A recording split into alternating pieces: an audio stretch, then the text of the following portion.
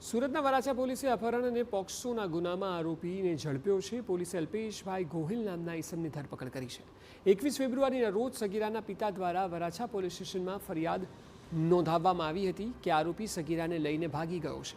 ત્યારે પોલીસે પણ તપાસ હાથ ધરી આરોપી સાથે સગીરાને પણ શોધી કાઢી છે। તપાસમાં સામે આવ્યું કે આરોપી ભાવનગરનો વતની છે અને વ્યવસાય રત્ન કલાકાર છે।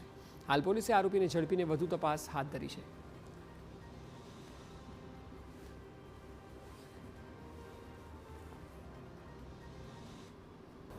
એક દીકરીના અપહરણ થવા બાબતની ફરિયાદ તેના પિતાશ્રીએ નોંધાવેલ હતી અને જે બાબતે વરાછા પોલીસે અપહરણની ગુનો નોંધી અને તપાસ હાથ ધરેલી અને હ્યુમન ટેકનિકલ વર્કઆઉટના આધારે વરાછા પીઆઈ તથા તેમની ટીમે આ ગુનાના આરોપી અલ્પેશ મધુભાઈ ગોહિલ નાઓની ધરપકડ કરેલ છે અને સદર ગુનાના કામે અપહરણની સાથે પોક્સોની પણ કલમો એડ કરવામાં આવેલી છે અને હાલ તપાસ ચાલુ છે।